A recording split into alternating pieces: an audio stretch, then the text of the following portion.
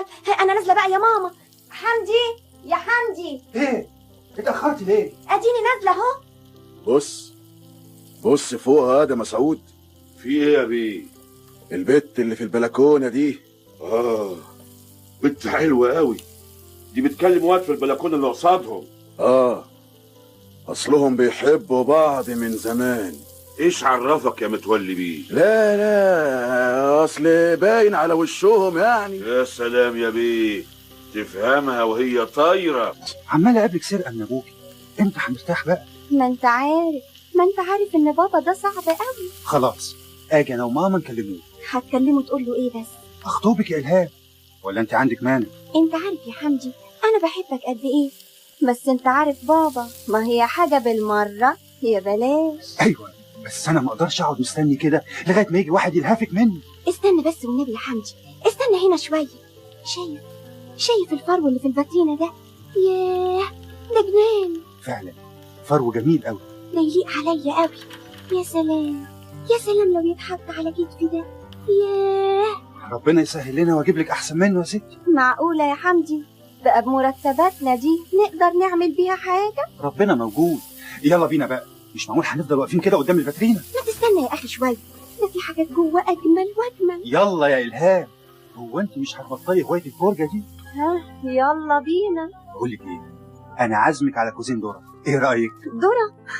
ماشي، احنا لقينا احسن من كده وقلنا لا. طيب خليكي واقفه هنا، انا جاي بسرعه. ازيك يا الهام؟ نعم، مين سيادتك؟ انا متولي، هقلع لك النضاره علشان تعرفيني. متولي؟ مش معقول.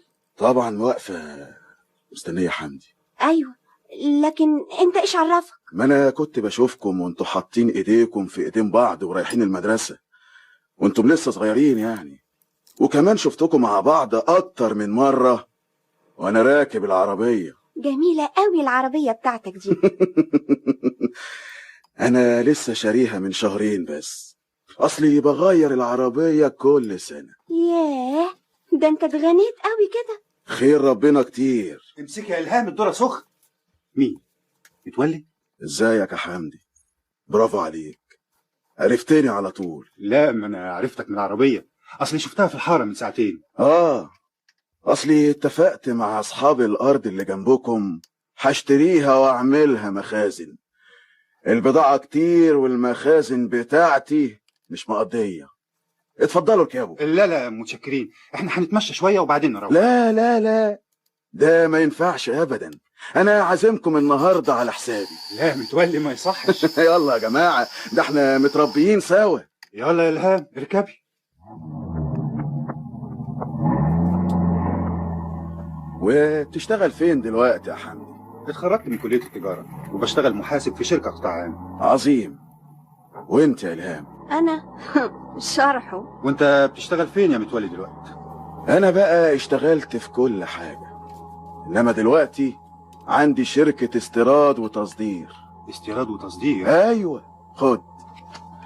خد كارت اهو، وابقى تعال اشرب قهوة عندي في المكتب. هجيلك باذن الله. ايه رأيكم في السهرة الجميلة دي؟ بصراحة انا هفضل احكي بيها العمر كله، دي حاجات اول مرة اشوفها. ولا ايه رأيك يا حمدي؟ طبعا. وتحكي بيها ليه العمر كله؟ انا ممكن افرجك على حاجات احسن من دي كل ليلة. ايوه بس احنا غرمناك فلوس كتير، مش معقول كده. فلوس ايه يا راجل؟ خير ربنا كتير. يا خبر، ده انا اتأخرت قوي.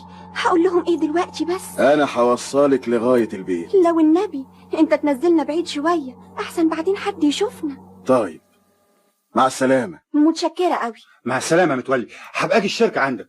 انا مش فاهم انت مهتم بالبت دي ليه؟ فعلا يا مسعود، انا مش عارف زيك ايه الحكاية. يا بيه دي بنت رفيعة عاملة زي العيانة، وبعدين انت بتقول انها بتحب الواد التلميذ اللي قدامهم ده.